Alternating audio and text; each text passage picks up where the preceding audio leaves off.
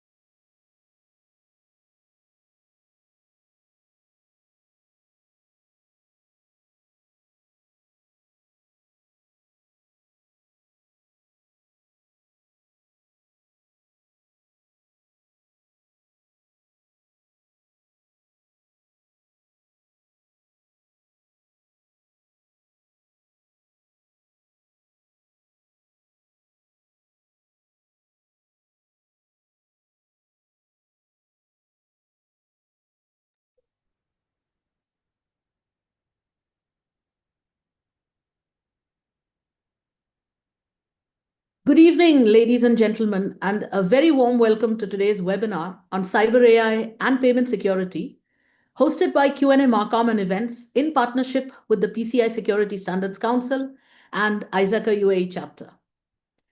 Thank you for joining us for what promises to be an insightful and engaging discussion on two of the most transformative forces shaping the digital landscape today: artificial intelligence and payment security. Today's webinar brings together leading experts from government, cybersecurity, financial services, and technology to explore the opportunities, challenges, and practical strategies organizations can adopt to secure their digital future. Before we begin, I would like to extend our sincere thanks to our innovation partner, SailPoint, for their valuable support in making today's event possible. It is now my pleasure to introduce our keynote speaker, Nitin Bhatnagar, Regional Director for India, South Asia, and the Middle East at the PCI Security Standards Council. Ladies and gentlemen, please join me in welcoming Nitin Bhatnagar for a keynote on PCI SSE Standards Update and Secure AI in Payment Environments. Welcome, Nitin. Thank you. Thank you, Anita, for the brief introduction. And everyone, very good afternoon to all of you.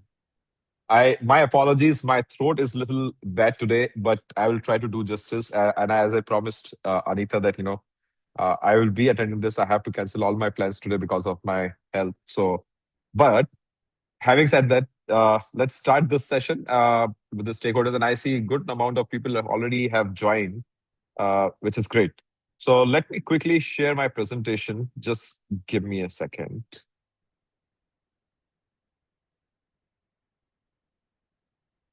Okay. Can you see my screen? Anita, Yes, can you Nitin. confirm? Yeah. Okay. We can see your screen. Yes. Okay. Fantastic. So I think thank you again. First of all, the Q&A Marcom and everyone on this webinar today, who have taken time to listen, what's happening in the space of the payments card industry and how the standards are evolving. For many of you who are not aware of, or probably who don't know who I am, but I'm a regional director for India, South Asia, and Middle East with the PCI Security Standards Council. And today agenda largely would be talking about what the PCI Security Standard Council is doing. And just to reiterate for many of the stakeholders here on the call, PCI Security Standard Council is a global forum which is committed to advancing the payment account data security through development, enhanced and implementation of the industry standards and resources. Now, which is definitely guided by our strategic framework that emphasizes broad industry participation, evolving standards, secure emerging payment channels, and improved consistency with the council collaboration with the stakeholders around the world.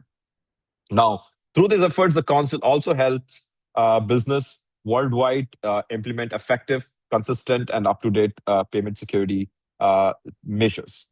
So, that's all what the PCI Security Standard Council does. And with that, let me also quickly walk you through on what I have been presenting in many of the payment security summits that happened in UAE and other parts of the region.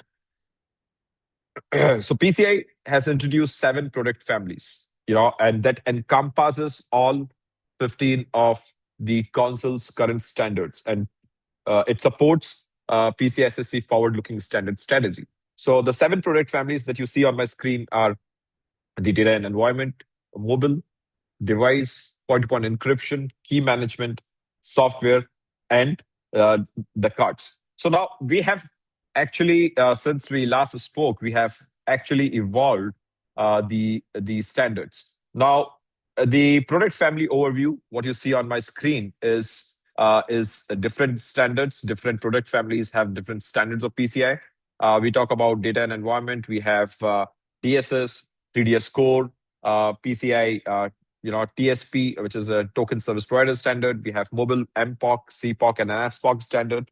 And we have the software secure software framework standard that has been in existence. And the card production and the card logical standards, which is PCI CP logical and PCI CP physical, PCI PIN, point-to-point encryption, and HSM standard. So this is in nutshell, the product family of product family looks like, and this represents in different time frames the illustrations evolution of the standards from since we started putting the product families in the roadmap, and this also aligns the target state areas that we have. Talking about the augmented products along with the standards that you see on the screen is we also have the trainings, we have listings, we have the qualifications programs, and also the individual assessors.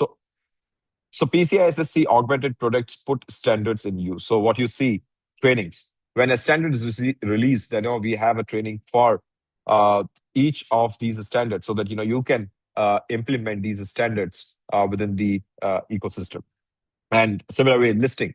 So if you want to look at any specific products or solutions which is validated against the standards of PCI, this is a one-stop shop for you to have a glimpse of how these products are listed.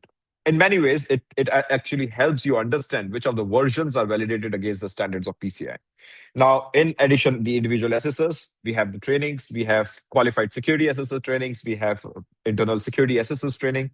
Also, we have the PCIP training, which helps you get a basic understanding of how the payment card industry works, and you get a basic fair understanding of having the implementation done within your ecosystem. So this is a quick overview of the product family overview. Talking about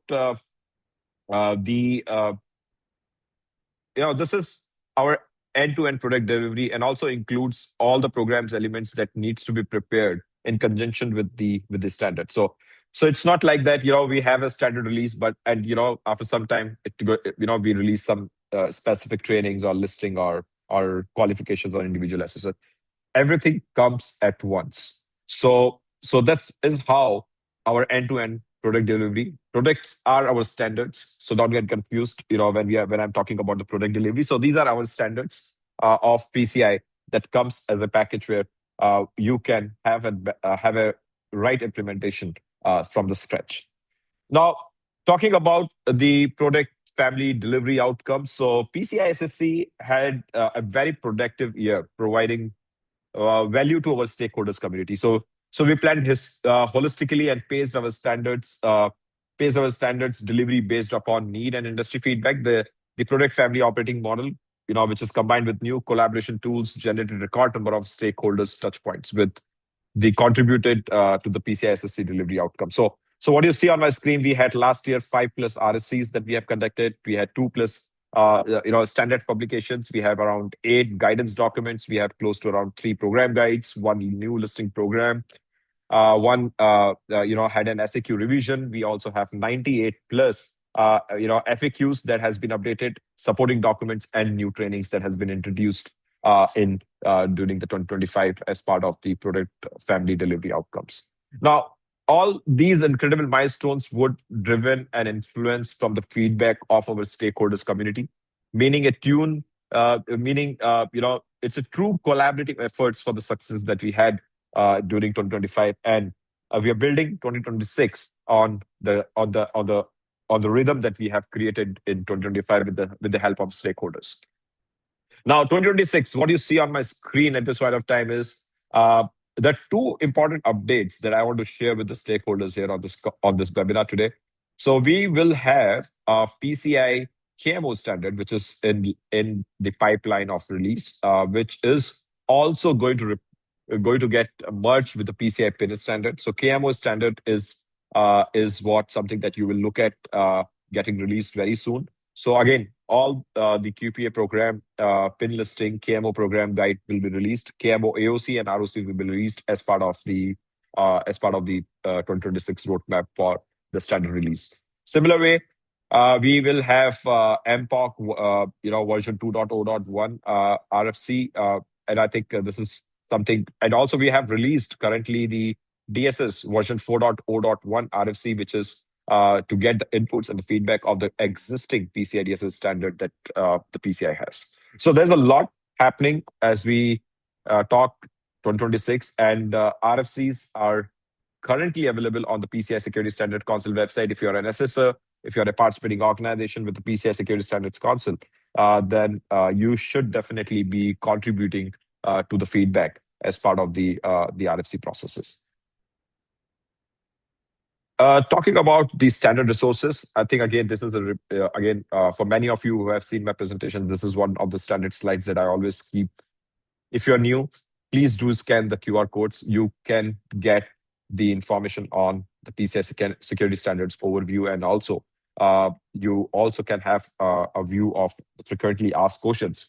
As I said, we last year we had 98 plus FAQs that has been released, and these FAQs are being updated from time to time. Beyond the standards, I think we also have AI Exchange Innovators in Payments, our newest edition and a special series of the blog where AI Exchange Innovators in the Payment Security. So this is special ongoing feature of our PCI Perspective blog offers a resource for payment security industry stakeholders to exchange information about how they are adopting and implementing artificial intelligence in their organization. And if you're interested to share some great insights on how you are implementing AI into your organizations, specifically on the payments infrastructure, please do write an email to me or reach out reach out to me. In fact, we'll get the necessary directions done for you. We also released AI principles on securing the use of AI in the payments environment. This is a very beautiful document that has been written mapping to the standards requirements of PCI on how securely the use of AI in the payments environment can be mapped with the requirements of PCI DSS standard. So this again is freely available, and you can download from the PCI Perspective blog post to get a fair understanding. With that, I think the most important thing is the collaboration and participation. If you're looking at getting involved, contributing to the standards, definitely these are the ways that you can contribute, largely from being with PCI and associate participating organization, and also the principal participating organization. These are the ways that you can contribute to the standards and play an important role in shaping the future of the payment data security standards. I'm sorry. So PCI resources, again, these are the resources that you again can scan. You have these are all freely available with the PCI Security Standards Council, and it covers anything that you can think of the payment card industry. So with that, I think these resources are completely freely available for you to consume and get the benefits of. Last, I think, not the least, I think the benefits of the PCI training is largely support your organization or clients' ongoing security and compliance efforts through your knowledge of a variety of standards, increase knowledge, expand your knowledge in securing payments with in-depth security trainings. Credits, you get the CPE credits for the trainings that you take with the PCI. These trainings are instructor-led from the payment security experts of the PCI Security Standards Council. And also these are available in the e-learning formats as well, where you can learn from the comfort of your own home. Last, again, before I sum up, this is the 20th anniversary year for the PCI Security Standard Council, and our community meetings are happening in North America from 15 to 17 September in Vancouver. We have European community meeting happening in Edinburgh from 20th to 22nd October, and the Asia Pacific community meeting happening from 11 to 12 November in Kuala Lumpur. If you get a chance and if you are around or planning to attend any of our community meetings, please do register now. It will be a great opportunity for you to engage with the industry stakeholders along with the PCI leadership team and the executive committee members of the PCI. With that, last thing, again, if you want to celebrate, we are celebrating, as I said, 20 years of PCI. If you have any memories that you want to share with the PCI of your engagement with the PCI Security Standard Council, we have a specific dedicated landing page on the PCI Security Standard Council website, which helps you share any of your memory with the PCI from last 20 years, not necessarily 20 years old, but even if you have something in last 1 year, 2 year, 3 year, please do share with PCI. We will be sharing that on our global platform in during the committee meetings. With that, I want to take a pause here and pass it back to Anita so that she can do the further proceedings for the webinar. Thank you. Thank you, Nitin, for those valuable insights and for setting the stage for today's discussions. We now move to our first fireside conversation titled Beyond Compliance, Building Secure and Resilient Payment Ecosystems. Joining us is Hani Bani Amar, Head of Information Security at Al Ittihad Payments. Hani, welcome. Thank you, Anita. Thank you for having me. Thank you for being with us here today. Now, Hani, the payments ecosystem has evolved dramatically in recent years. What was once a relatively controlled environment is now fast-moving, highly interconnected, and digital, spanning banks, fintechs, regulators, and infrastructure providers. And in that environment, trust isn't just important, it is a foundation that everything is built on. So let's start with something fundamental. Most organizations still see compliance as the end goal. In your view, what does it really take to build a secure and resilient payment ecosystem beyond simply meeting regulatory requirements? Thank you very much, Anita, for that question. In my opinion, compliance is only the starting point. It's not the end game. What we should be focusing at as CISOs and security leaders in such highly regulated entities is to ensure that we have the right effectiveness and visibility within our security controls and within our environments. The compliance will ensure that you comply with the requirements, but will not ensure that it's being properly implemented. The security controls are really effective and efficient in preventing and detecting security events and giving you the right visibility. What I believe, from what I have seen in the market, most of the people stick and the security professionals stick to ensure that they're compliant if they have been audited to be able to justify it. But when security is really matters, we need to ensure that the effectiveness is the key. We need to consider our compliance is our starting point to achieve our end game, which is to ensure that we have the right visibility at the right time to ensure that we initiate the right reactive action that we need to take in case some incompliance happen or some infiltration happens or unwanted security event occurs.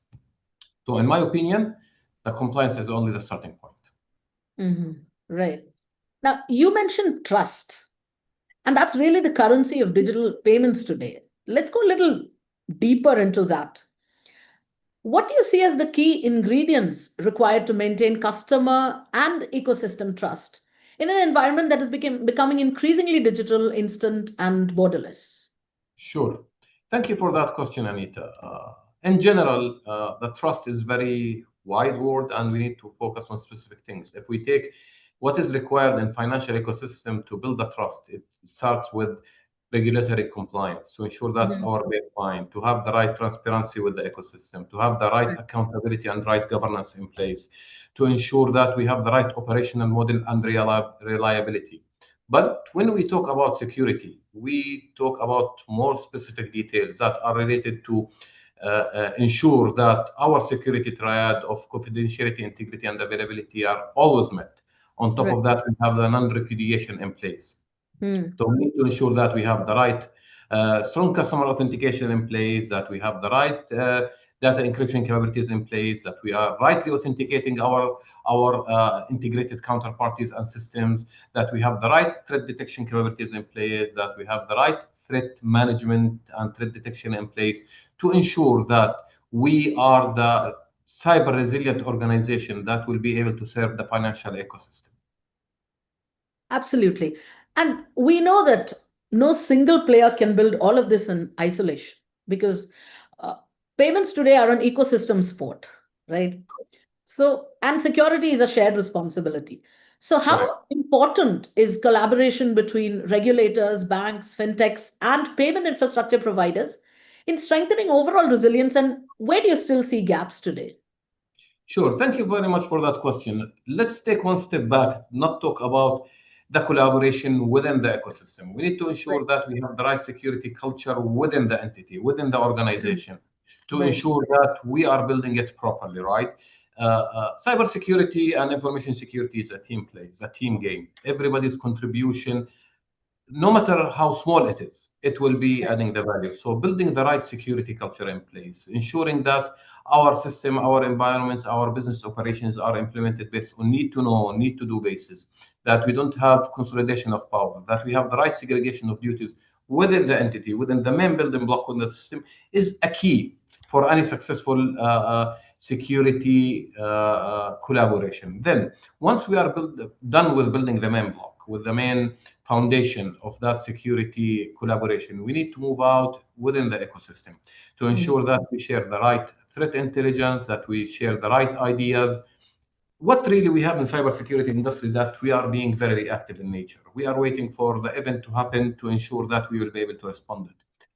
Let's imagine if we could, by a specific way of collaboration, take it one step further to be more reactive, to be more proactive in nature, to try to break the security attacks or the security infiltration at their cradle, not to wait until we are infiltrated. No, by building that right collaboration in place, I believe we can take the cybersecurity industry to be more proactive in nature and to avoid the dependency on assumption, where by sharing the right threat intelligence, we can build the right ecosystem to respond collectively to any cyber threat. And that, of course, will create capabilities to have proper detection capabilities, to have, I don't know, in a way or another, a kind of early warning systems, a kind of early detection systems, coordinated defense, in order to be able collectively to be responsive to that security infiltration or to that security events, and be able to collectively to be resilient in our operation. Right. And if we take this from strategy to execution, we'll find that many organizations are still trying to define what good looks like when, building from the ground up. Correct. So, Absolutely. and so that being the case, if you were advising a bank or a fintech today, what are the top 3 principles you think they should embed from day one to build a truly resilient payment infrastructure? Oh, that's tough one. In order to build resilient operation or resilient secure operation, it's requiring to understand where are we today, what we are trying to achieve, what business process we are trying to make it resilient from operational point of view and security point of view. So understanding my business processes, understanding my critical assets, understanding my critical data assets that are required to be protection is the key to build the right ecosystem. And that also will vary within is my implementation built on on-premise system, is it in a cloud, is it multi-cloud setup where I can build the right failover mechanisms and resilient operations. We are not talking about failover and building a system that can if my system A fails, I depend on system B. No, what we are trying to build here is to be able to operate and resilient, even if you are under attack, to operate the same system and ensure that system doesn't crash. So the main principle is to understand where are we today, what we would like to achieve, how our systems must operate, and ensure that we always validate, always test. One of the big things that we as security professionals always fail for is we have lack of validation. We don't test all the time. The most important thing that we will be able to test and validate our resilience at all times. Right. Now, Hani, the payments landscape is continuing to evolve. And this time, AI is becoming deeply embedded in both offense and defense. Correct. So, looking ahead, what do you think will define the next generation of secure payment ecosystems? And what role do you see AI playing in it, not just as a risk factor, but also as a potential enabler of resilience and trust? Yeah, I understand the question. I understand it's a big challenge. The problem is with AI is a dual-edged sword. The more we introduce AI to help us to protect our environments, the more capability it gives for the threat actors in order to be more sophisticated in their attacks and build more tailored attacks and to build attacks that are much more built for that context, tailor-made, that can evade even well-trained eye and well-trained people. So from protection perspective, and I believe we'll see more of AI in building agentic capabilities in detection and maybe automatic response and prevention capabilities, where when it detects a specific event, will do through the whole analysis. Maybe we can add a man in loop to validate the action that will be taken based on the AI analytics and recommendation, and you can just push the button to to implement that prevention using AI. We'll see more in AI, specifically in threat detection and fraud prevention, where it can have more behavioral capabilities in terms of biometrics validations and anomaly detections, and maybe that can use both of them for instant risk scoring. And maybe we can see it more in step-up authentication, which is also related to fraud prevention. So when we talk about AI, we talk about endless opportunities for enhancements and optimization. Yet at the beginning, I always see that man in loop is a requirement to ensure that the AI take the right decision and doesn't implement on its own. Absolutely. And what stands out is that while technology continues to evolve rapidly, the fundamentals, trust, resilience, and collaboration remain constant. I completely agree, and we're gonna see very interesting era. We're gonna see a lot of changes. We will Right. see a lot of ups and downs in terms of how things will be operated, where we'll be doing great, where we'll be having some pitfalls that we need to recover from. So yeah, I completely agree. We're gonna witness very interesting periods. Absolutely. Hani, we have a question from the audience for you. Please. It is if compliance is just the baseline, what differentiates the payment organizations that are genuinely resilient from those that are simply compliant? So unfortunately, you will be able to tell when an incident happens, right? Right. Unfortunately, the compliant organization that they have their run book that maybe they practice once or twice a year, they have their tabletop exercise, for example, once or twice maximum a year. But when a Right. resilient ready an environment where they have real effectiveness and real security control testing and validation all the time, you will know that exactly they will know able to execute, and you will see that witness in the recovery time, in the actions taken, and the impact that will be caused in the environment. So if we are only compliant, we are more to see about more of downtimes. We'll see more about hesitancy in the action that will be taken. Maybe we'll see more reputational impact. But if we are taking the extra step beyond the compliance to proper effectiveness, proper validation, proper assessment, this is where we ensure that we have optimized procedures, policies, standards that will ensure that we can recover in faster, more efficient, and resilient manner. Absolutely. Thank you, Hani, for those very practical insights into compliance and trust and resilience. That was a very insightful conversation.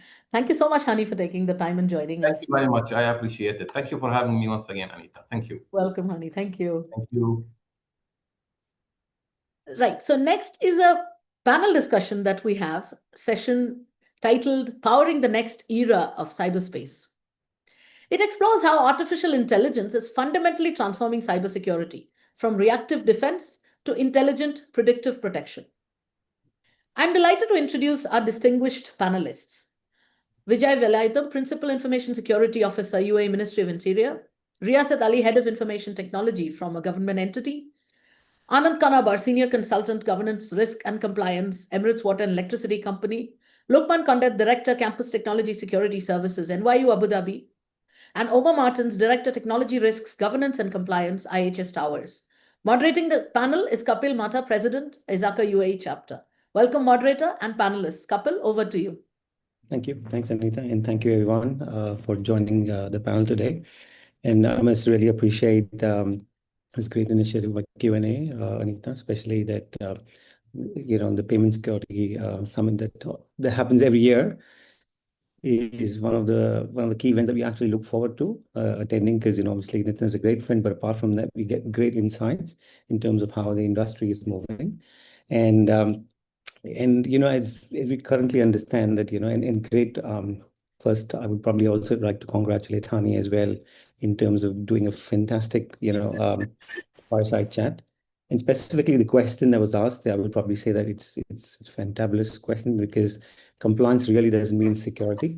And if you do, like a cybersecurity mesh architecture, when you really look at both the things, and that's where you actually build on, trying to make your not only your compliance posture much better, but also ensuring that you're more secure at the same time. So fantabulous work there as well. Without taking much time here, what I'll probably do is just quickly get into in terms of like how we define our conversation or our panel today, right? So the question now isn't like, to be fairly honest, what I'm trying to do here is like we'll have four different layers or four different moments that we'll probably look, because these are 5 panelists, and they have their specific expertise around, or just subject matters around, a couple of environments, like from critical infrastructure to OT environments, or let's say governance and compliance to digital trust, and to the human side of AI augmented teams as well. So it's going to be a great panel, but powering the next era of cyberspace is basically built around 3 key pillars of our discussion today. And I would like to introduce that before we really deep dive and start discussing with our panelists today.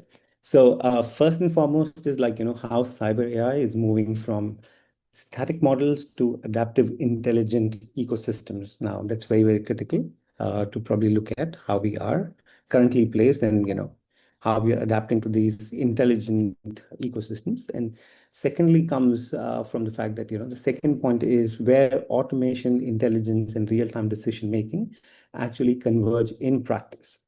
We've been talking a lot about automation, we've been talking about intelligence, decision making, but these are always, in silos, but we'll probably see how it really converge and actually see if it's possible, and then in practice, what kind of use cases are we really seeing here? And lastly is in terms of how organizations are operationalizing all of this, like turning their cyber AI into real predictive, preventive, and rapid response capabilities, right? So these are the 3 key theme ideas or our topic of discussions today, and I would congratulate everyone to be here and thank them. And I've got like 5 sharpest minds and people with decades of experience in this domain. So I'll start with the OT critical infrastructure, basically, and we're trying to expand our battleground. So probably maybe a few questions for Riyasat and Anand. Riyasat, if you don't mind, I would probably like to start with you. And my question to you would be, Riyasat, like with your expertise and specifically on the OT and critical infrastructure, how can organization actually strike the right balance between innovation and cybersecurity resilience across these operational technologies, such as, let's say, your smart cities, your transport networks, utilities, and industrial control systems? Yeah. Thank you very much, Kapil, for the nice introduction and very good background of the balance between the resilience and innovation which you are asking me about. So in operation, I'll be actually talking from the operations point of view, not specifically from the cybersecurity perspective. So because I come from the government organization where we have day-to-day operations running in logistics, supply chain, and kind of smart cities operations. So for us, resilience and innovations, they are not any trade-offs. They are kind of same things. And for us, the most important thing is that downtime is not an option. So having said that, we need to look into the balance between resilience and innovation. It comes into kind of, I would say, 3 principles. The first principle to have the resilience and innovation together is we need to have all the equipment and the systems to be secure by design. You cannot bolt on the security on top of the system which you first bring in. Now that means that, for example, in our environment, we've got some mobile harbor cranes, for example, which are running on PLCs, programmable logical controllers. So if they do not come secure by design, while they are in operations, you cannot stop them and you cannot, fix them while it, and we have 24/7 operations. So this is number one. Similarly, if you're talking about smart cities or wherever there is latest technologies they are operating. For example, you've got a traffic system or there are smart meters. For them also, you cannot harden them while they are in the operation. Right? So they have to be by default they should be hardened. And the second principle in this is that you need to have a human override, and that should be done at speed. It cannot be done like you just wait and see if the things will deteriorate or things will go bad, and then you will act. So we believe that AI and IT are the accelerators. And if a human cannot take it over, let's suppose if a machine goes out of your control and you cannot handle it within 5 minutes, so then it's a bigger risk, especially when the network is down. You don't have any control over that. And the third principle, which I look at, is you should do the testing like you are operating. If you do the testing as a just a general exercise, it will really backfire. And tabletop exercises, for example, um, these are supposed to be done religiously. um, for example, if reading sensor if a sensor is reading something which is not right, um, and it stops, let's say, a pump or a machine, um, you should have a fallback for that. uh, that's the third principle which we look at it. So all these three are actually telling you to be resilient, going along with the innovation. So that's my take on that. Fantastic. Thanks, Yasir. I think so.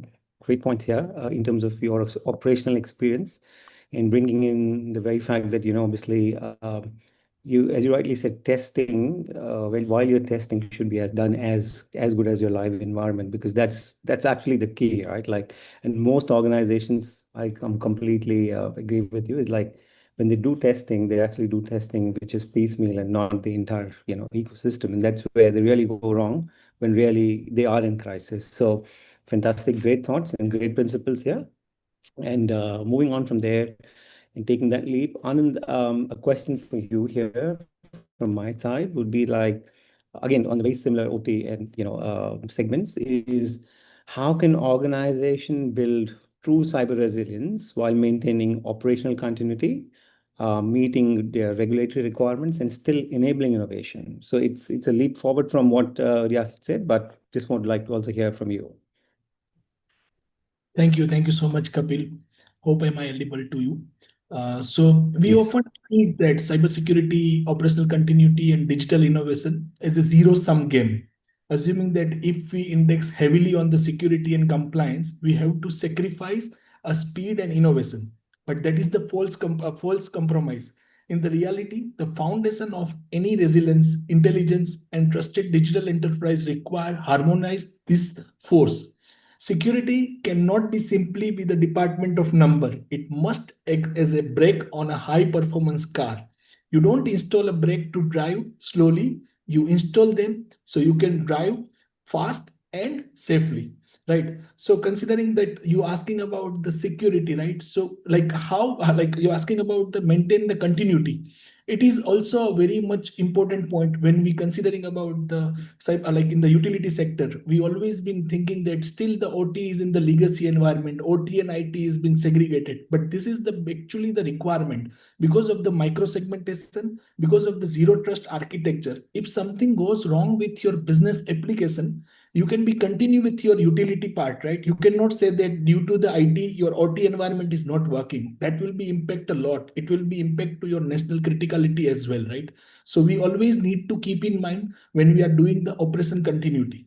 Now second point, when you asking about the regulatory requirement, it is also mandatory. Nowadays all the regulatories come up with their requirement and they are been rapidly upgraded, right? So on the basis of that, organization also have to evolve with the latest AI related stuff, right? And they also need to be the resilience. They cannot be simply go with the audit in a once or audit in a quarterly or the audit in a yearly, right? So they need to be continuously do the auditing when they are been deploying such kind of AI related stuff on that thing.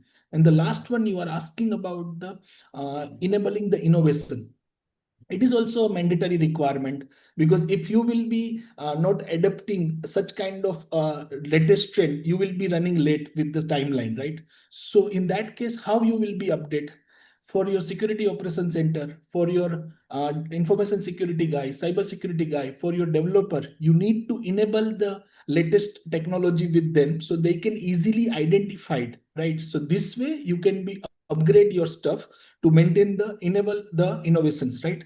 So ultimately, cyber resilience, it's not just about the bouncing back from the attack, it is about the moving forward with the confidence. Fantastic. Thank you.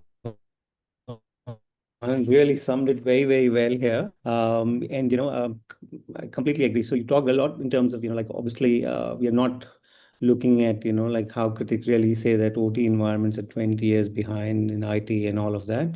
You're trying to make sure that, whatever that systems are, the way they are designed, look at them from configurational aspect and then start building in terms of hardening them or whatever you want to do, and make sure that you're looking specifically on control compliance. So it cannot be like a yearly compliance or something. It has to be continuous. So continuous control assurance is the key value that I really take from the point that you really emphasized upon.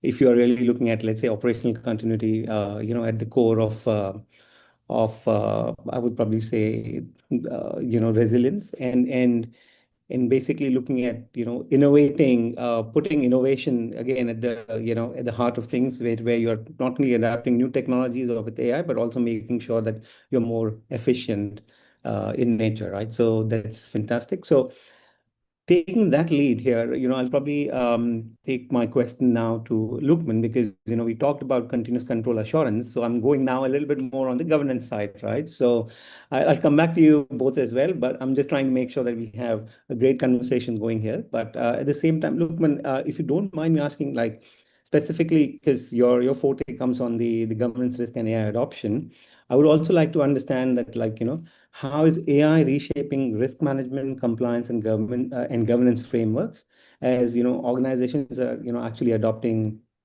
Gen AI or the autonomous systems, right? So how do you really see the AI reshaping this ecosystem?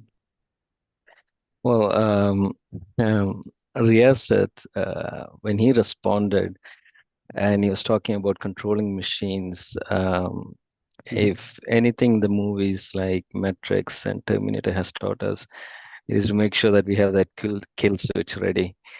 So to respond to your question, how is AI reshaping risk management? I think, fundamentally we need to make sure we have that kill switch ready. But jokes apart, that is actually a big area that is being discussed around, like, where is your kill switch? It doesn't necessarily need to translate, not just in the OT fields. Yes, in the OT fields, you definitely need that one. But even in our day-to-day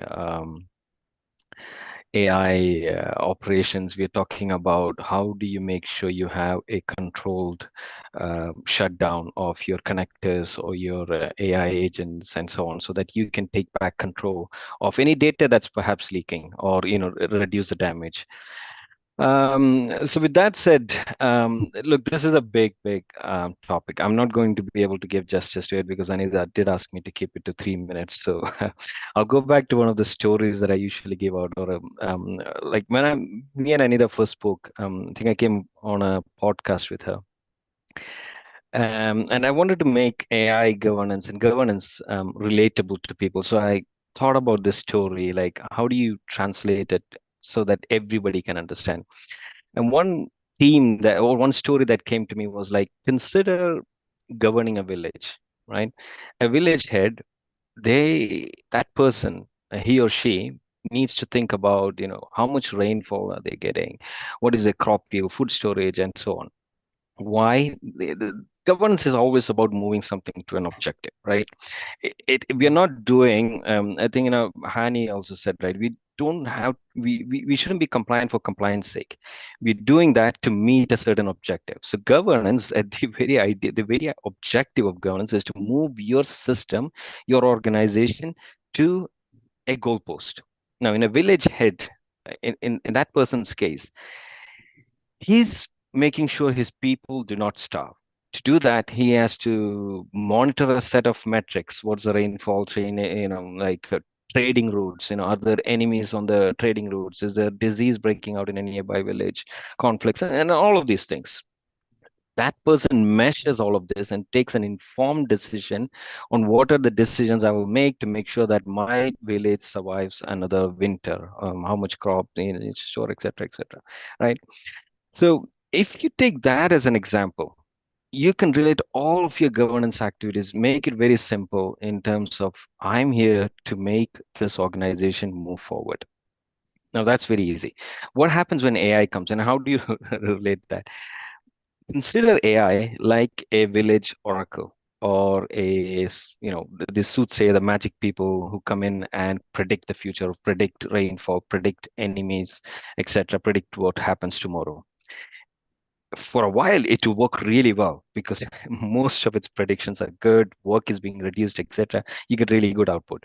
But if you let it free, it will hallucinate. The oracle will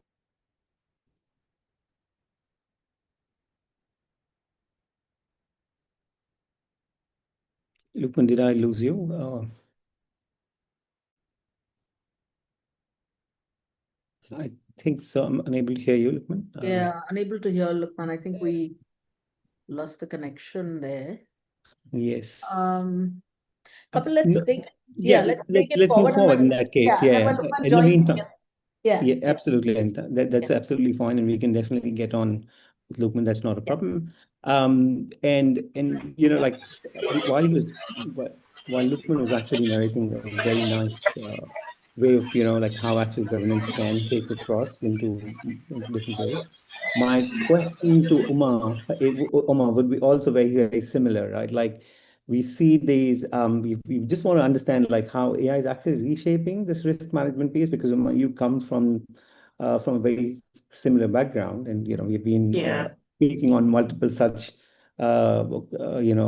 platforms. So I just want to understand that how do you see these frameworks as they're becoming embedded into enterprise systems now?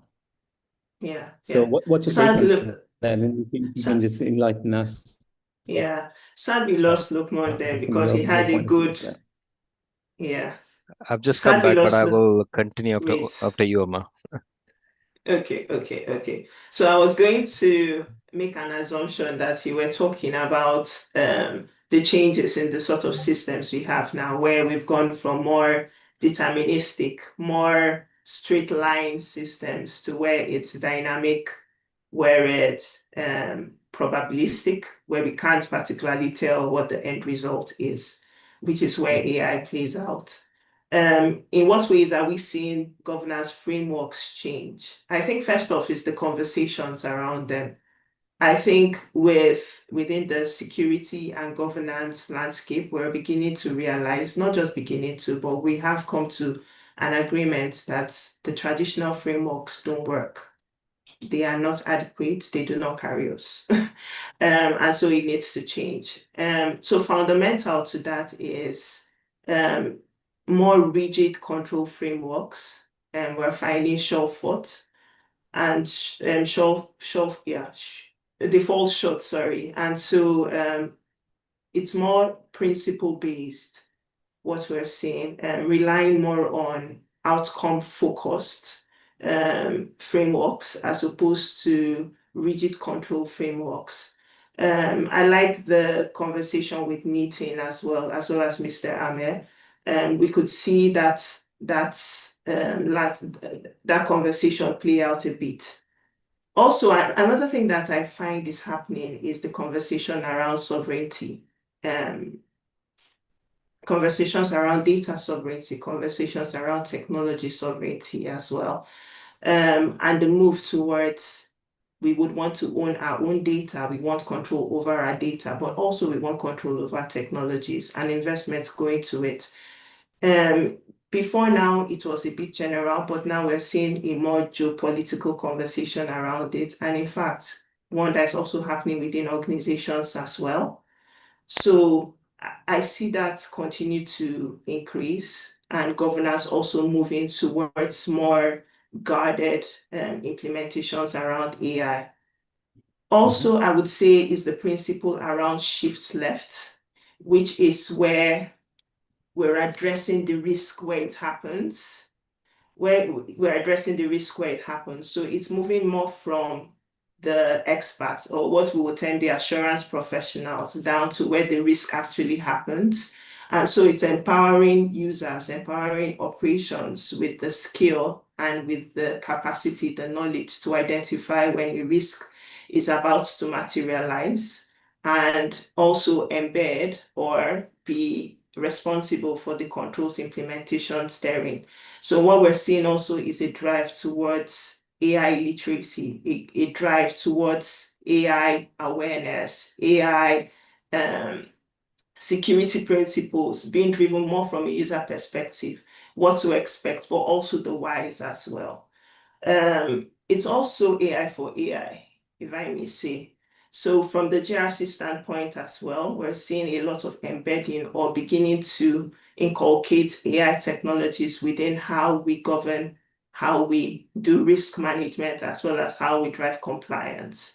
We're seeing traditional GRC systems that used to be system of records move more to system of action, where we're seeing the assessments happening within platforms driven with AI agents, multiple AI agents or multi-AI agents, as well as more supervisory AI agents. So basically AI agents that review what other AI agents are doing. So we're seeing a lot of that. We're also seeing us finally getting predictive risk management. I would say right, I would say more empowering predictive risk management. It's always been somewhat of a challenge within the GRC function. But because of AI, we can now see that move towards reality. In short, that would be my contribution. I would allow a lot more coming at this point. Fantastic, Omar. Thank you so much for your thoughts. But over to you, Lukman. I mean, I'm sorry we lost you, but I would love to, hear you both. So please please give your insights, and so that we can sum it up in terms of Yeah, apologies from for the that. AI governance. Yeah. No worries, Apologies for that. please carry And on. Omar, I hope I didn't cut you short over there. Anyway, so let me sum it up. So consider anytime you want to consider these complex topics, think of it in simple terms like this. There's an oracle, there's a village. How do you govern the oracle? If you bring in any new governance activity, what do people usually do? They don't like change. They're going to say, nope, no, thank you. We like the oracle very much. It's giving fantastic results. So try and build your governance structure on top of your existing policies, on top of your existing, say, data classification levels, etc. Keep it to something that people can relate to, right? So yes, we do need new risk management practices, but base it on top of what you already have. Bring in controlled innovation centers. So if the village has to develop, you need to develop metallurgy, you need to bring in new types of farming, new types of maybe leather making, etc. So you need innovation centers, and you use the oracle where possible to do innovation. So it doesn't have to be village wide innovation, it can be small centers of innovation where you govern that, so that the oracle only advises that particular metallurgy department or that particular, say, leather tanning department, and not the whole village, for example. So risks are contained. And extending that, think of risk tiering. Not everything has to be, perhaps, has to have the tightest governance controls. Things that are public documents, etc. Let AI work on it. You assign the appropriate risk tiering and so on. And that's it. I'll just conclude by saying, bring in the oracle. It's not about like what Anand said. It's one of my favorite examples, Anand, by the way, about the car. It's not about, the brakes are not there to slow you down. So governance is not about the brakes, it's about the steering wheel. It helps you drive where you want to go. I'll leave it there. All right, thank you.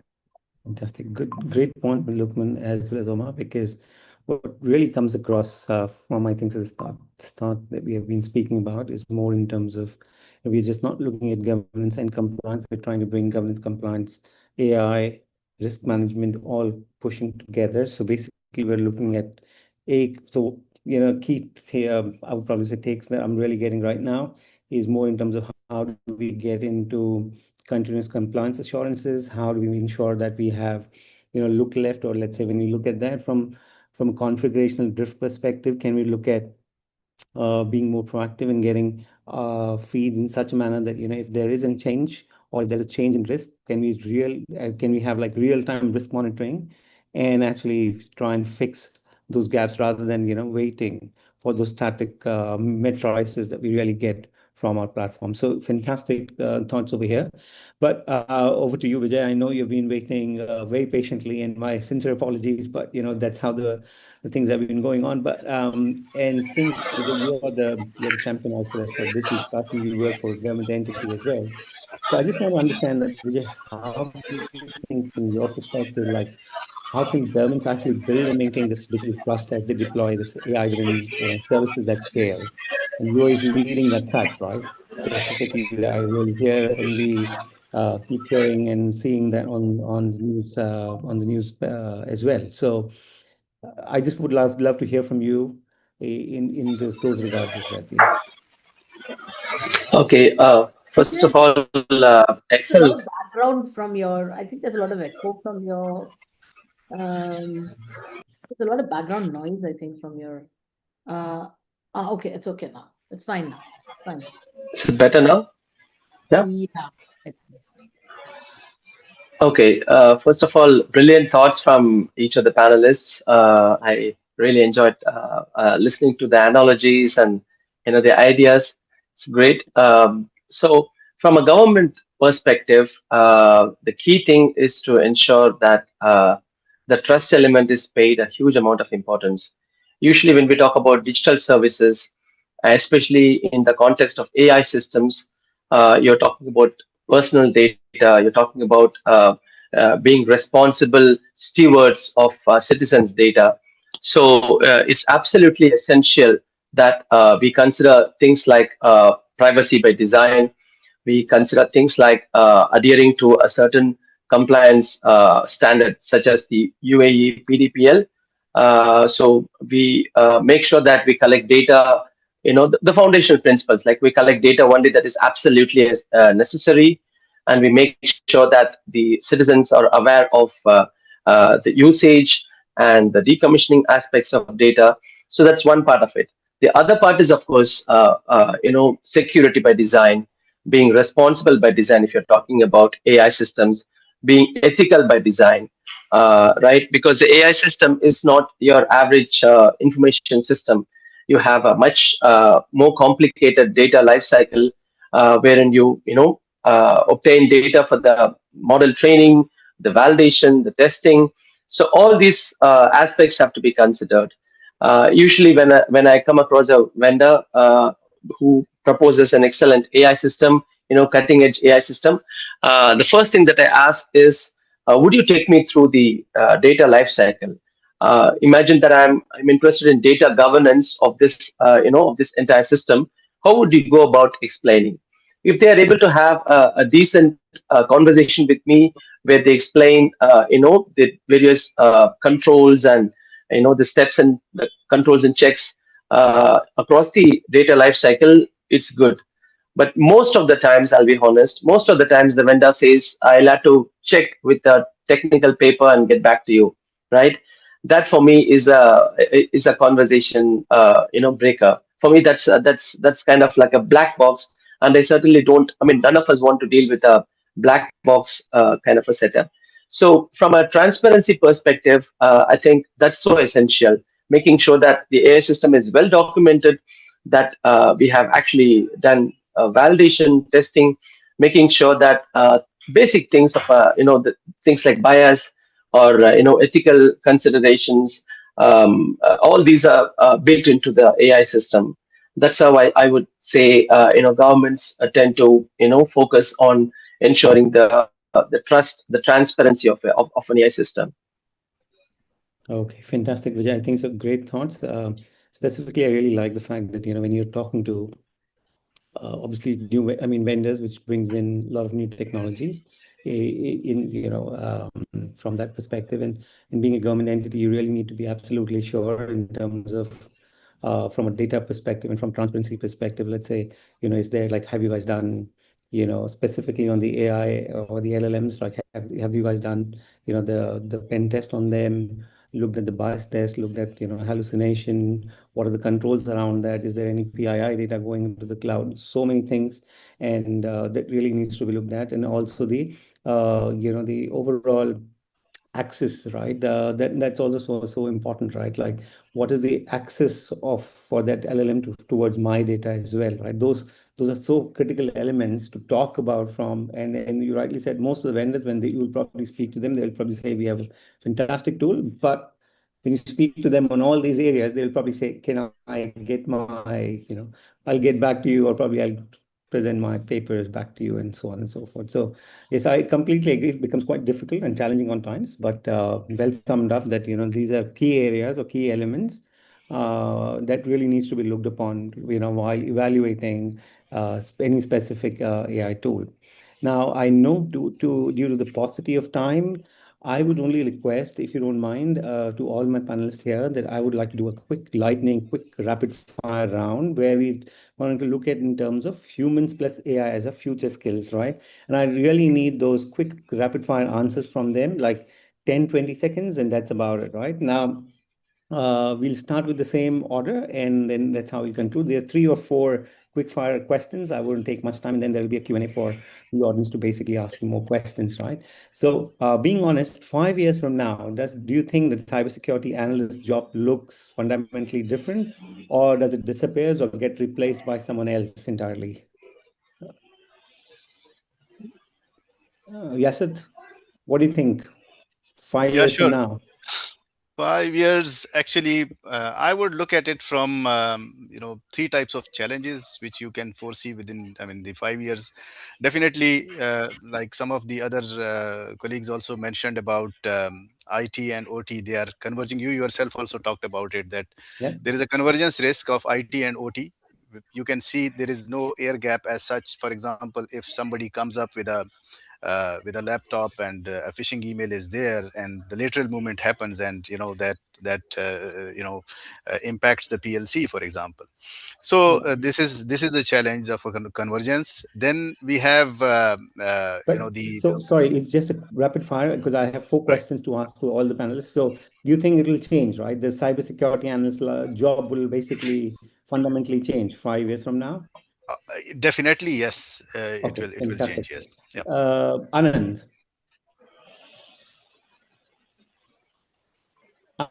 Anand, Yes, yes, yes, Kapil. Yes, Kapil. So now the I think we previously lost given. Anand. Am I audible, Kapil? Yes, just a rapid fire. 5 years from now, do you think cybersecurity analyst job looks fundamentally different, or will it disappear, or it will get replaced with some new title or something? It will not be replaced, to be very honest, but the cybersecurity analyst needs to be evolve with the AI, right? Then it will be like matching with the requirement. So there will be Okay, a huge opportunities over there. no worries. Lukman, thank you. My Lukman. view is that these will turn into business analysts who understand the business and who create cybersecurity rules and governance for that. I agree with NVIDIA CEO who said, people will become managers of AI agents. So that is, I think, the future. Fantastic. Uma? I think I share Lokman's point as well. I think that the cybersecurity analyst job description as it is today would disappear. What we would have is someone who is in the loop and primarily understands the business as well as the context which within cybersecurity incidents or issues sit in. Okay, Vijay, finally you. Yeah, so 5 years, given the fact that AI and quantum is going to be playing a role as well, 5 years sounds more like 50 years. But I think there will be fundamental changes, like Lukman and Uma has said. I think there will be a convergence of roles. So you have an expert or a specialist who knows about cybersecurity, about data governance, data management, and business side of things as well. Somebody who can understand the risk plus the technology. I think that those, if you can, get those skill sets into one person, I think that would be the way forward. Okay, fantastic. Now the reverse order. So Vijay first. One skill that you would like to tell a 22-year-old entering cybersecurity today to go with, and one skill that they should not bother about. One skill that they should One skill actually to look at, and one skill they should not look at. Okay. One skill would be resilience. Yeah, resilience to be able to learn and pick up skills on the go and adapt and adopt. Not bothering. I cannot think. I mean, not bothering. I don't think it's fine. It's okay. No worries. No worries. Uma, one skill, cybersecurity today. Somebody who's entering cybersecurity, one skill that they should adopt and one skill that they should not bother about.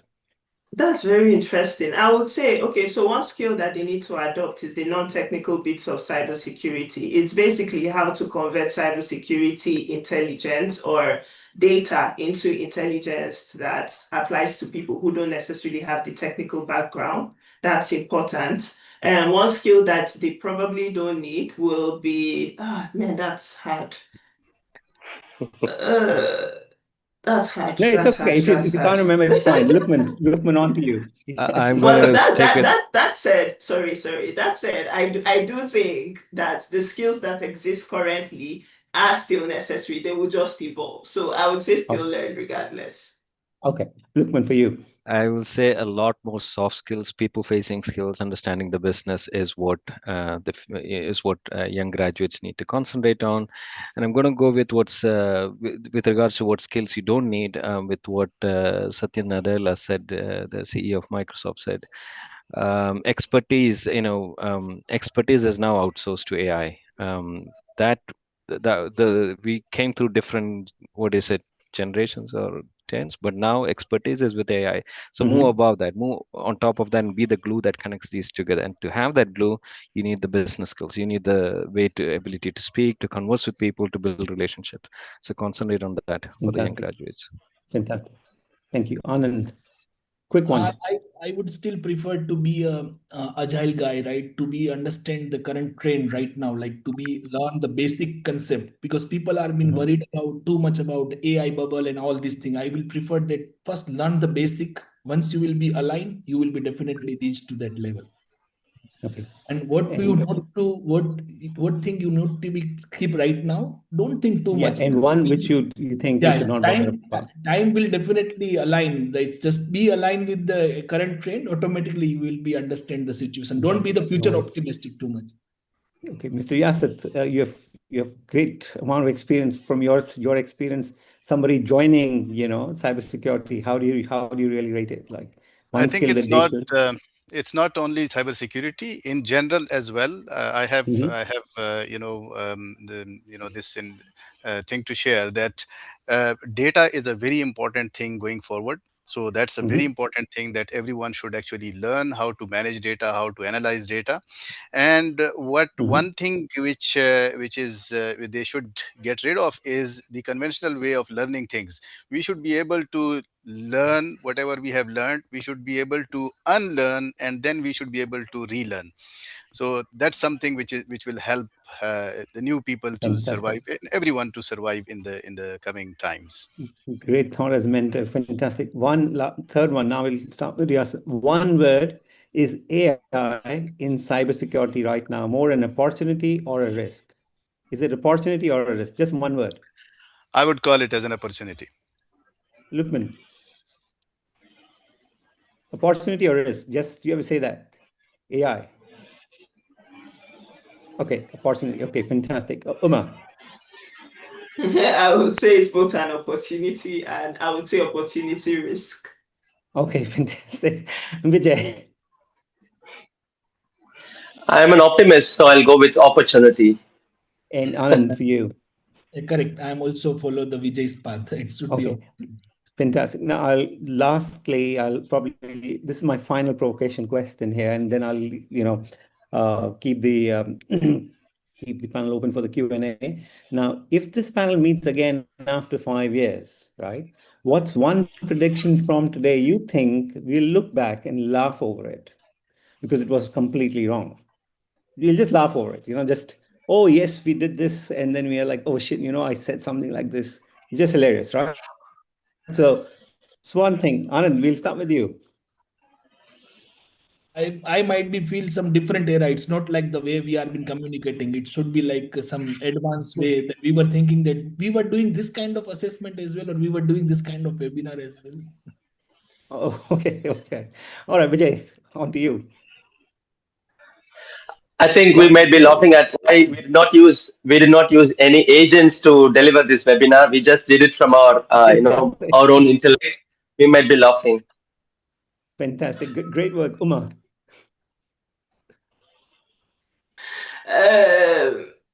I think, to be fair, no response from me. But maybe I'll go with what Anand said and just say, yeah, probably the way we currently do certain assessments or audits, things we consider All right. important. Okay. All right. Fantastic. Lukman, to you.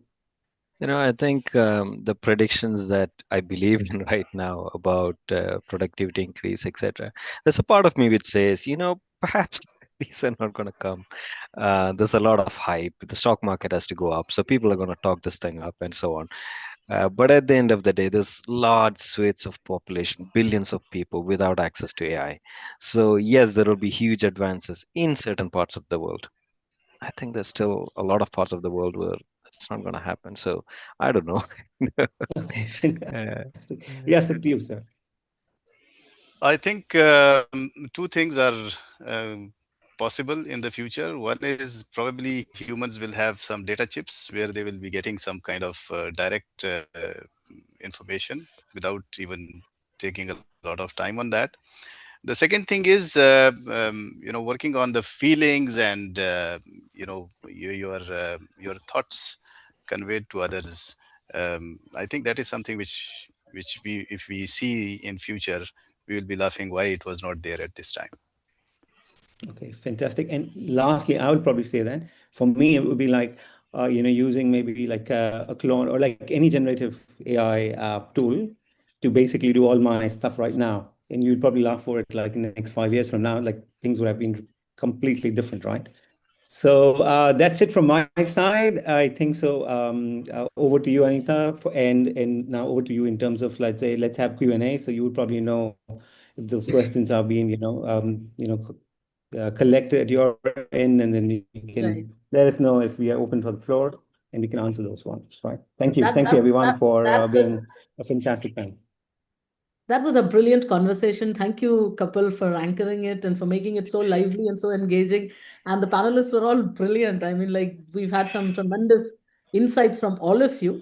To me, what is clear from this conversation is that the future of cyberspace will be defined not just by technology, but how well we integrate trust, resilience, and intelligence across everything that we build.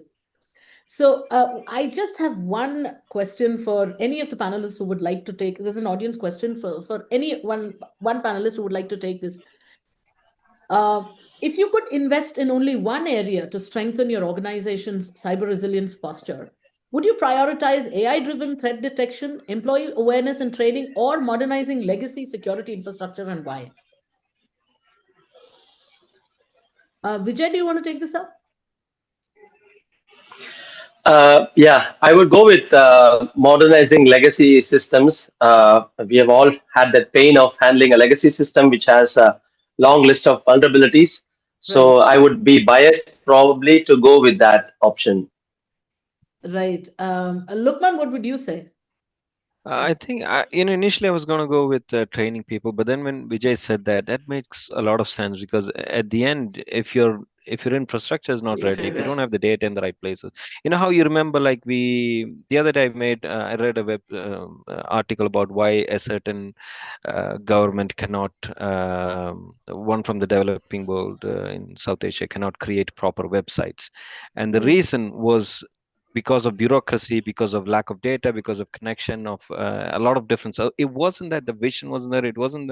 It was that the infrastructure and the process was not there. So, like Vijay said, if you don't have the infrastructure to jumpstart your AI initiatives, no matter how much you train people, if your data is still siloed, if they don't talk to each other, it's not going to work, right? So yeah, totally agree with Vijay. Absolutely. So I think that was a brilliant conversation, and unfortunately, we've reached. I mean, we've crossed time. So I would have loved to take this question up with everyone, but I think we've got some brilliant insights. So let's now move from AI to agentic AI. So now our next fireside chat conversation is titled "The Agentic AI Revolution: The Next AI Leap from Intelligence to Autonomy." And joining us for this fireside chat is Henrik Jonse von Rensburg, Solutions Engineer Manager at SailPoint. Henrik, great to have you with us. Hi, Anita. Thank you for having me. Fascinating discussion so far. Thoroughly enjoying it as well. Yeah, we had a very interesting and lively discussion. That's true. So, for the last couple of years, we've been talking about generative AI as systems that respond, answer questions, generate content, assist in decision making. But now we're entering a very different phase. We're moving from AI that responds to AI that acts, right? So, let's start there, Henrik. Uh, from Gen AI to agentic AI, we've gone from systems that answer questions to systems that can make decisions and execute tasks independently. How significant do you think this shift is in practical terms? And are enterprises truly ready for what autonomy at scale means? Yeah, great question. And you know, Anita, having spent more than 20 years in cybersecurity, I can confidently say that we haven't seen a shift as significant as this in the last 5 years. We have moved away from using Google search, to generative AI and now autonomous digital workers. Gen AI helped us with answers only, whereas these AI agents can plan, reason, and act across systems with minimal to no supervision. And to answer your second question, no, enterprises are not prepared. Governance, identity security, authorization, and auditability still lag behind the speed of this AI adoption. And the challenge is not deploying these AI agents, but it's controlling what these AI agents are allowed and access and what they can do. So at this moment, they have completely free reign with near unlimited access. Right. So basically, if AI systems are now moving from assistants to actors, the natural next question is what happens when they start working across the enterprise ecosystem?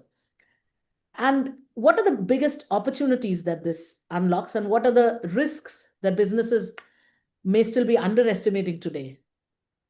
Yeah, I mean, the biggest opportunity is massive productivity and automation. And AI agents not only accelerate decision making, but they reduce manual work. They even execute complex workflows end to end. But on the contrary, the biggest underestimated risk is the identity and access control. Without proper governance, AI agents gain excessive privileges. They make unauthorized decisions, and we've seen many incidents of them exposing sensitive data. And our SailPoint engineering team have had training and enablement on developing these AI agents quite recently, and we all found that these agents act so autonomously, that it feels like you're working with a 5-year-old child. It's hard to control their behavior, and they don't listen. Love that analogy. I think that you put it very well. And now that brings me to a concept that many organizations are only beginning to grapple with: visibility and control. So we're seeing the rise of, let's say, shadow AI now, where autonomous agents may operate with access to sensitive data without full organizational visibility. Are we now entering a phase where the biggest cybersecurity risk is no longer external attacks or even humans inside the organization, but AI agents operating inside enterprise environments? Yeah, absolutely. And I mean, it's called shadow AI because these AI agents are popping up everywhere without awareness and oversight of the IT teams and without any security guardrails in place. It's an unknown, and our customers know they don't know where they come from nor who owns these agents. And this means that there's a clear shift towards a machine-driven insider threat and machine-driven insider risk. Shadow AI introduces these autonomous agents that can access, move, and act on data way faster than the traditional controls can detect or govern. These agents also have access to tools. They talk to other agents, they sense, reason, and logic, and they explore so much so that Anthropic at this moment, they want to pause the technology. And the rumors even have it that, creators are finding it, some behavior quite hard to explain. And something that Lukman touched on earlier, our customers are telling us that visibility, ownership, and governance are key challenges. And many of our customers are asking us for a type of a kill switch for these AI agents. This is an ask we get from our customers today. And we are at SailPoint, we're looking at a technology. We've already got a solution that can teach these agents to ask for authorization. Right. Since at the moment, these agents act a little bit like a James Bond. They have unlimited access, they've gone rogue, and customers fear this unknown. And SailPoint, really, we have the solutions to not only discover, but govern, and also we have a capability that will have these agents ask for authorization in real time. It's a little bit like teaching that 5-year-old child to ask for permission before going outside to play. Absolutely. I love your analogies, Henrik. I mean, you bring it very well, the Bond analogy and the 5-year-old kid analogy. I think that raises a deeper challenge about not just what AI can do, but how we understand and govern what it does also. And now, one of the biggest concerns with advanced AI is that even developers cannot always fully explain how these systems often arrive at certain decisions. So, how do we build trust, accountability, and governance around technologies that may be more capable than they are understandable? Yeah, great question. And the trust in advanced AI comes from this shift to a controlled behavior. Confidence can only be built through governance, identity-based controls for AI agents, audit trails, policy enforcement, authorization, and this continuous monitoring. Right. And SailPoint offers all of the above. We offer inbound controls, what users are using AI agents for, as well as these outbound controls, what the AI agents are allowed to access and do. And we are helping many of our customers achieve this accountability and offer solutions to treat AI like any other privileged system, bounded by least privilege, observability, and this end-to-end governance of agentic AI agents. Absolutely. Now, some AI leaders are calling for stronger safety frameworks, and in some cases, even pauses on certain areas of development. So, how do we strike the right balance between accelerating innovation and ensuring that we don't lose control over the systems that we're creating? Yeah, it's such an amazing technology, and we all use it extensively already, right? So, but yes, it requires an urgent balancing act, and the balance comes from not slowing innovation, but strengthening the control layers around it. Instead of pausing this progress, enterprises and regulators need to enforce clear governance, identity and access control for AI agents, and this continuous monitoring. Innovation should always move fast, but always within a secure, auditable, and policy-bound framework, so systems remain aligned, with human intent. And we were all 5-year-old at some stage, but we did start to listen and behave when proper boundaries were implemented and enforced. Absolutely. I think, we're no longer just talking of AI as a tool as such, but as an increasingly autonomous layer inside the enterprise, I think. Henrik, that was a very insightful conversation, and you really encompassed it well. You spoke of several relatable analogies. The Bond analogy, the 5-year-old kid, the fact that no kid stays a kid, and that we grow up and we evolve. Those were like analogies that we could relate to, and very true of what's happening with AI right now. Thank you very much for this conversation and for these brilliant insights. You've just added to the excitement of this webinar, and you've just carried on from the excitement of the panel that we had. So the age of AI that answers questions is ending. The age of AI that takes action has begun. What happens next depends not just on the technology we build, but on the choices that we make today. Thank you very much, Henrik. Thank Henrik, you so much. Thanks. please be there, because there's a question for you from the audience. Are there certain business functions where you would never allow a fully autonomous AI agent to operate without human oversight?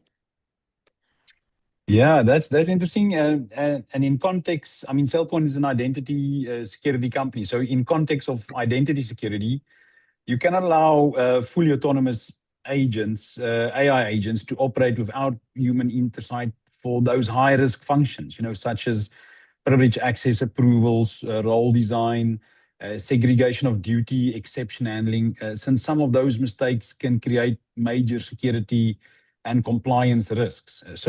And this is why, SailPoint provides this just-in-time access to deliver time-bound, on-demand privileges, moving, our customers towards a zero-standing privilege model. So it allows these agents to automatically gain like a temporary access to restricted applications, cloud infrastructure, or sensitive entitlements, only really when they specifically need it. A great question. Absolutely, and a brilliant reply as well. Thank you, Hendrik. Thank you so much.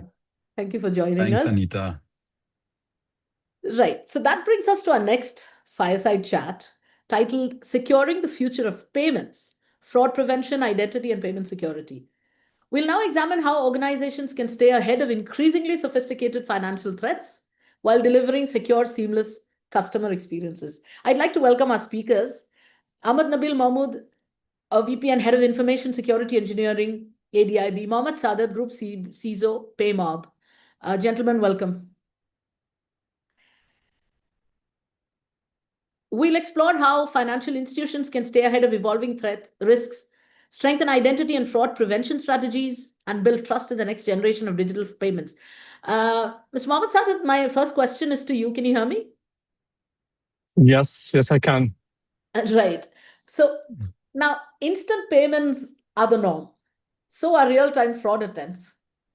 How can organizations strengthen security without reintroducing friction or slowing down the seamless user experience that customers expect? And where should the line be drawn between convenience and control? Okay, first of all, thanks, Anita, for having me today. And thanks for this question. Okay, this question is at the heart of every payment strategy today. Speed and safety used to be opposite. They cannot be opposite anymore. Customer expect both speed and time.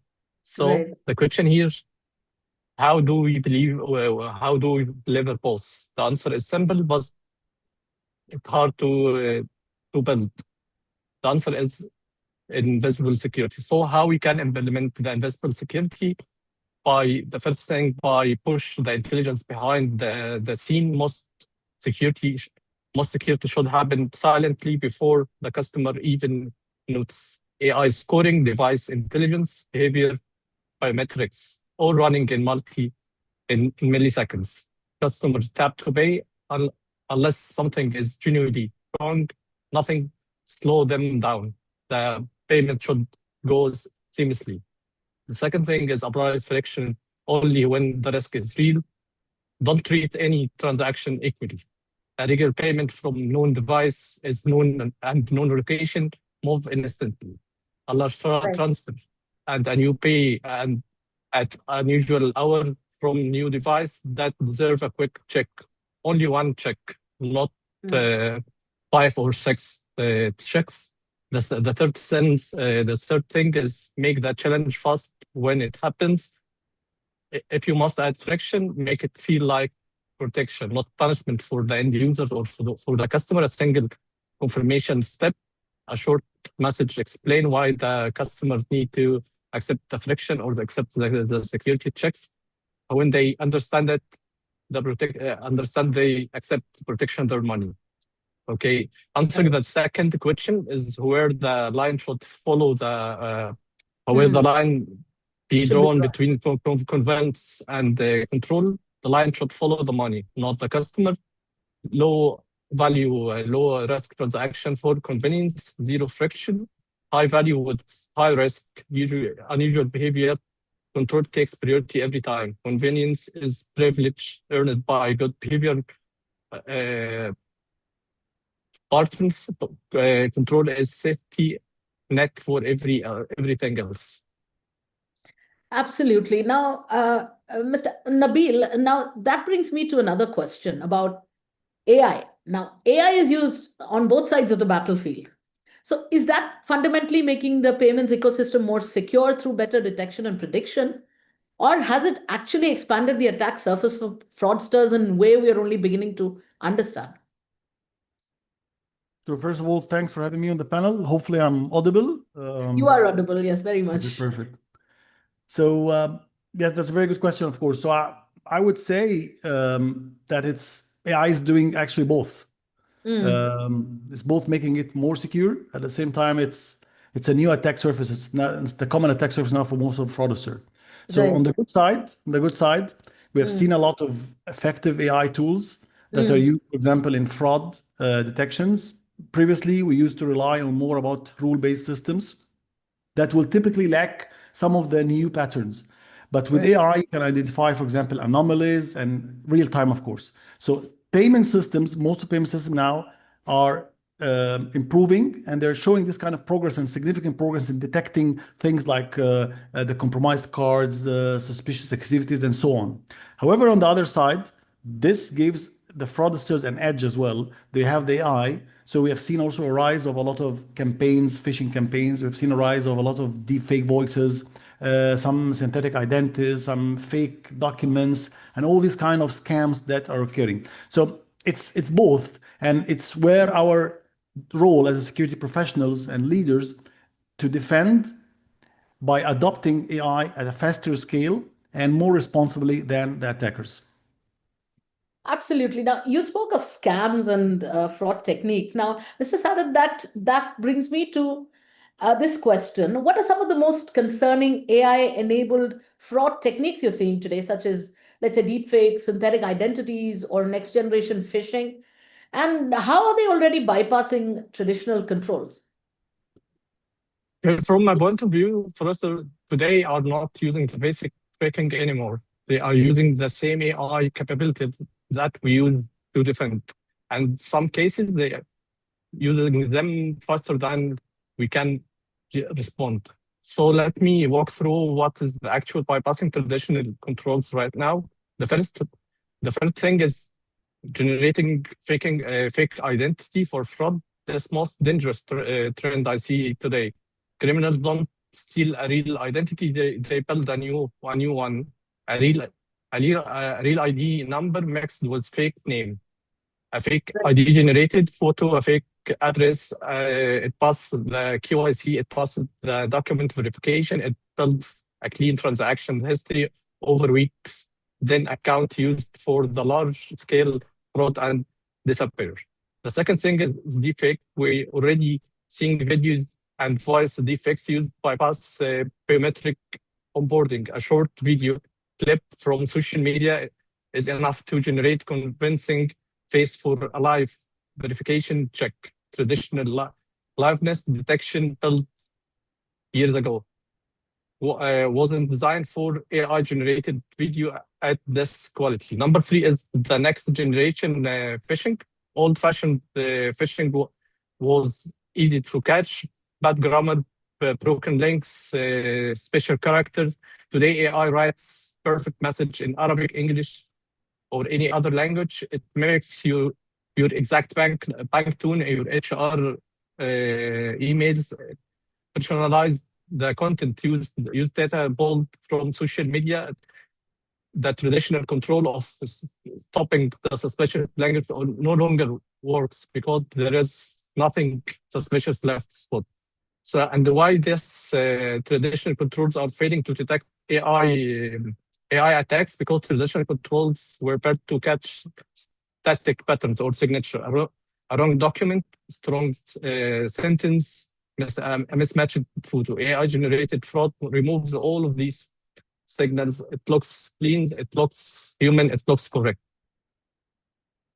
Right. Now, Mr. Nabil, now in a world where we are talking of attackers having advanced access to tools, AI tools, is staying ahead even realistic anymore? Should the industry instead focus on resilience and rapid recovery rather than prevention? What do you think? Nabil, this question is for you. Yes, sorry, the mic was mute. No worries. So you've raised a very good question now. With the AI and the advanced technology, resilience become a key. I mean, Right. thinking about that we were always gonna win the game. So the good guys against the bad guys or the defenders against the fraudsters is nearly impossible. We always say in security, we have this kind of concept of assume breach. So it's not a matter of whether you're getting attacked or not. It will happen sometime, but we need to do this kind of shift from the old prevent, detect, recover to more about the prevent, detect, recover, and respond. Be resilient. So we need to think about more about building our controls to prevent, of course, more fraud. However, we need to ensure that we are able to respond. We are able to come back in a kind of a proper way. Resilience is more important because when you think about the payment organizations, they detect suspicious activity. They sometimes freeze transactions and they recover funds quickly. They share intelligence. Again, this part of the resilience to institutions. They restore, which is more important, and gain the customer trust in a kind of a rapid way. So this should be our main philosophy. The winners and the organization that are going to win this battle is not about detecting, but it's more about limiting the damage and recovering easily and learning from their lessons. Right. Now, my next question is also to you. We talk of limiting the damage, we talk of responding and predicting and preventing. But as fraud becomes more automated, do you think we're entering an era where fraud detection itself must become fully autonomous? And what risks do you think that brings in? So, as I mentioned, fraud is already autonomous now. It's going increasingly autonomous, but being completely autonomous, exactly. I don't think so. I think this is my humble opinion, but I don't think so.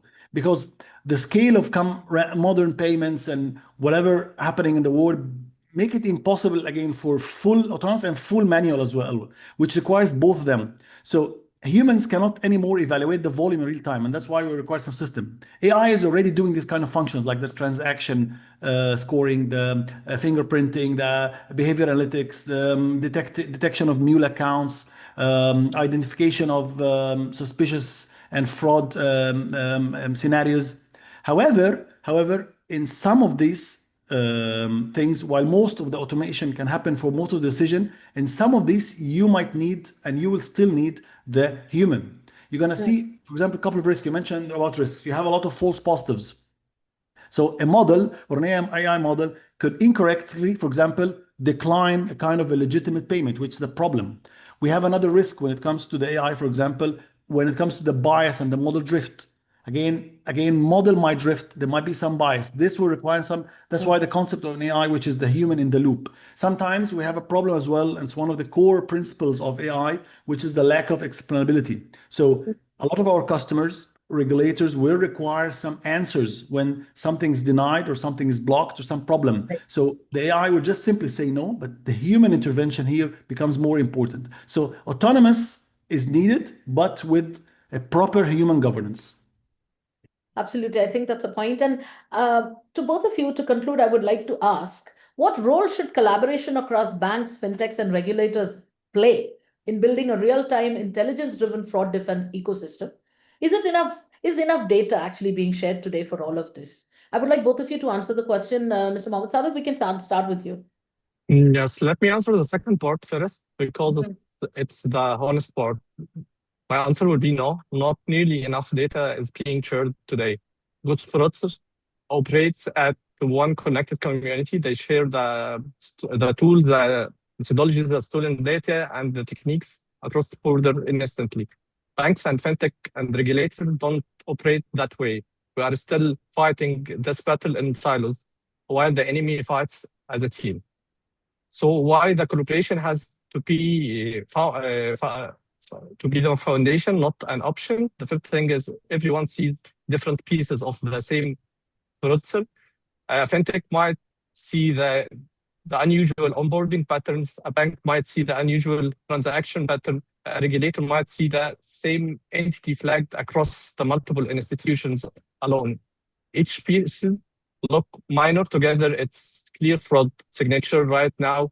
Most of the time, that picture never comes together. The second thing is the speed matters more than ever.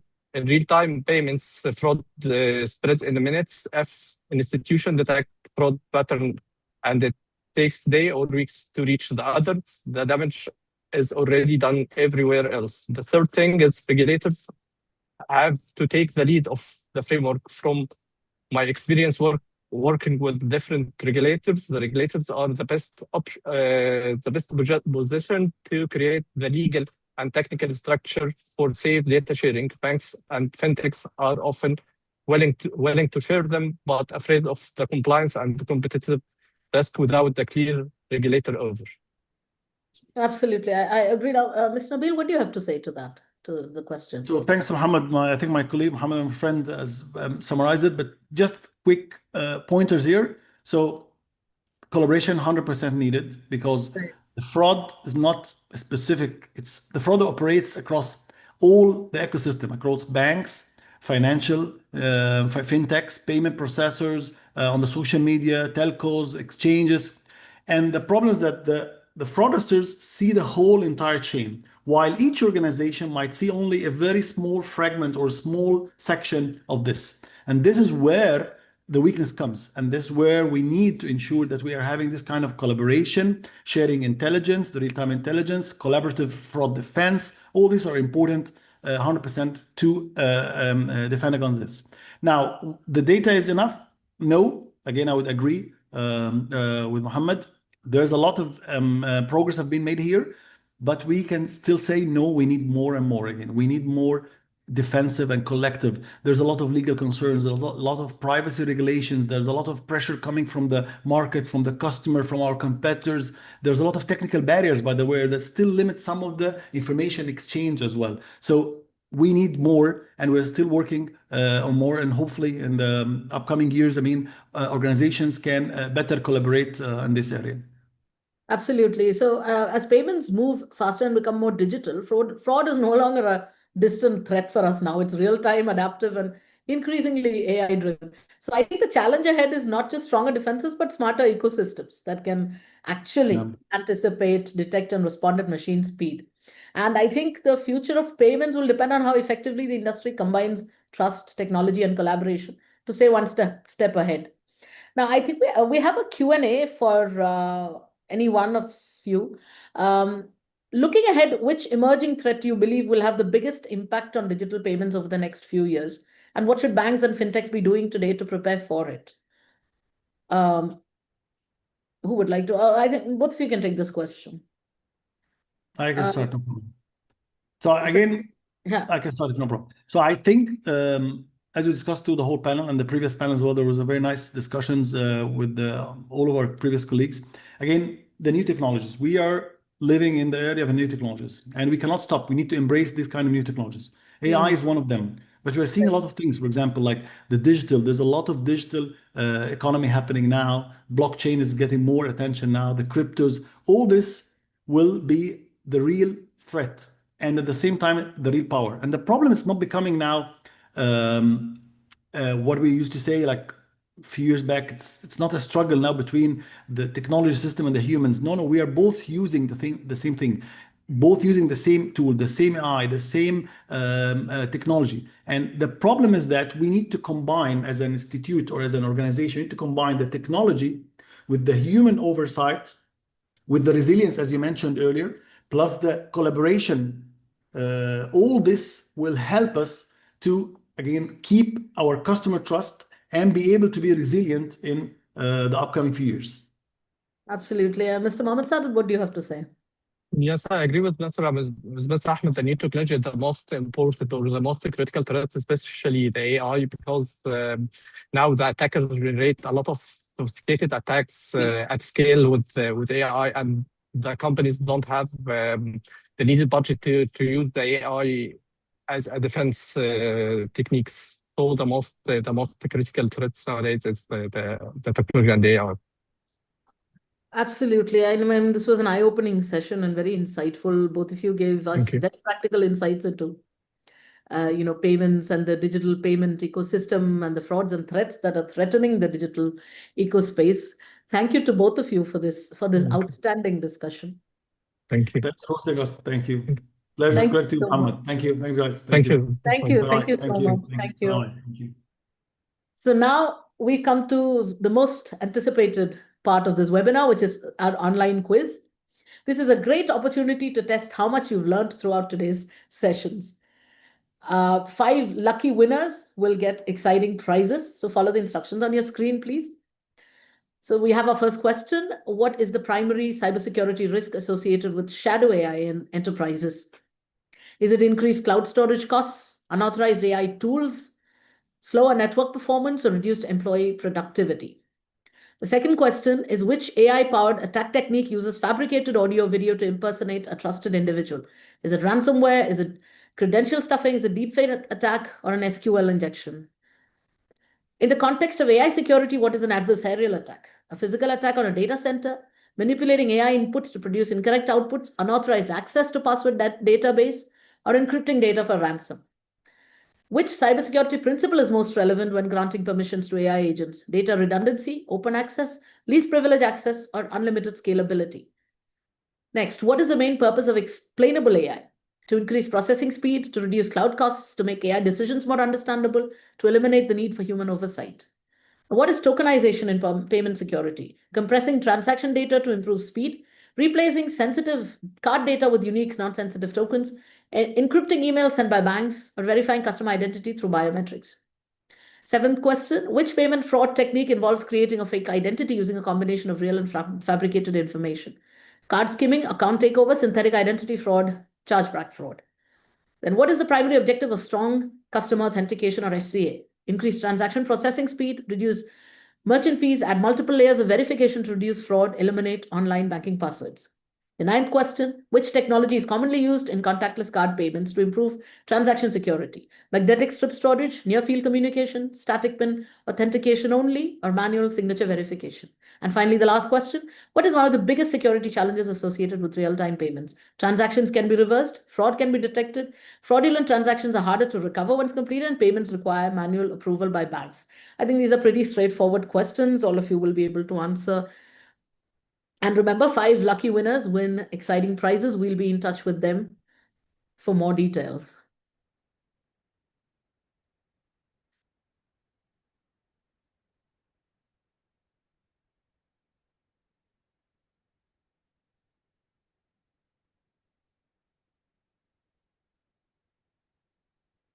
I hope everyone has been able to answer the question. Congratulations to the winners. We will be in touch with them for the prizes.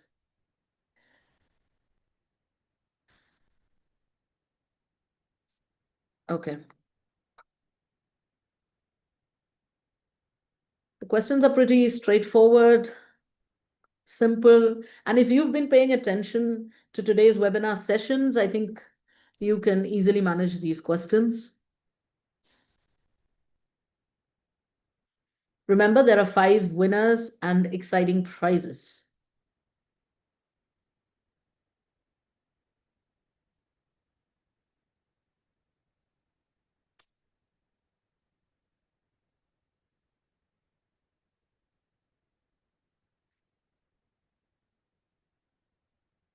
The last question could be a little tricky, so pay attention.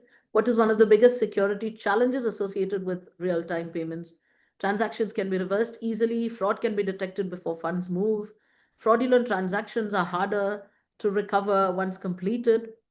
Payments require manual approval by banks. That's a slightly tricky question, so pay attention before you answer.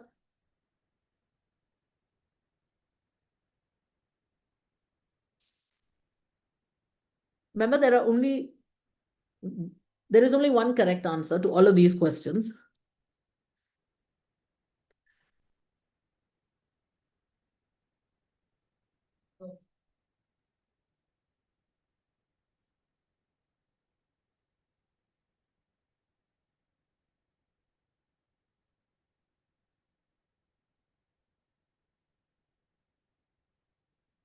I hope everyone has been able to participate. I hope everyone is able to answer these questions.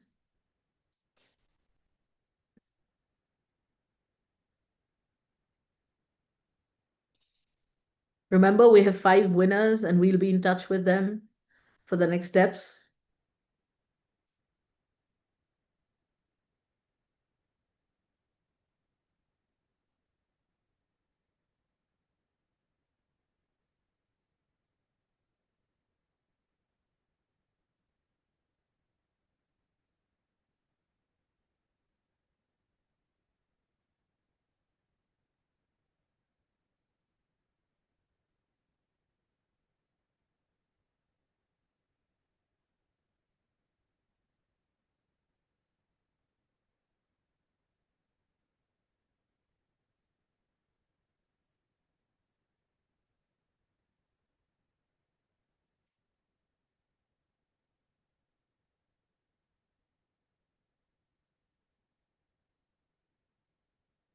I hope everyone's been able to answer. Like I said, there's only one correct answer.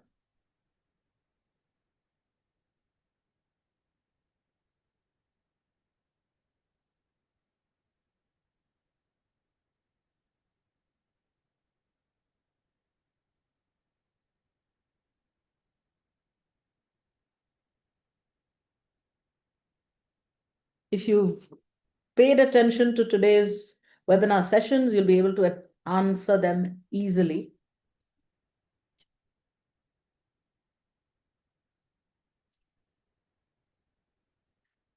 We have 1 more minute for you to complete the quiz. If you've thought about the answers, if you've taken your time to first study the questions and then complete your answer, now's your time. There's only 1 minute. In 1 minute, the questions will disappear from the screen and you won't be able to participate. If you want to be one of the 5 winners, make sure you answer all the questions. And remember, there's only one right answer for every question.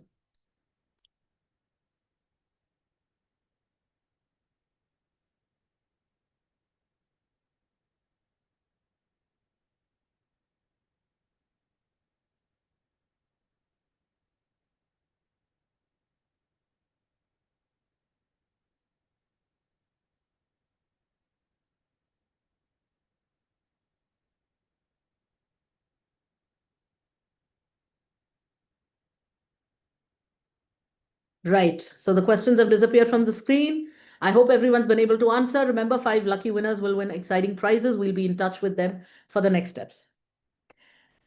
So as we come to the end of today's webinar, I'd like to extend my sincere thanks to all our attendees, to our speakers, and our partners for making today's discussions so engaging and insightful. Once again, I'd like to extend a sincere thank you to our innovation partner, SailPoint, for their valuable support in making today's event possible. A special note of thanks to PCI Security Standards Council and ISACA UAE for their unstinting support. Today's conversations have highlighted one clear message. As AI continues to reshape cybersecurity and payments, collaboration, innovation, and continuous vigilance will be essential in building secure and resilient digital ecosystems. Have a wonderful afternoon. We look forward to welcoming you again to our future events. Thank you.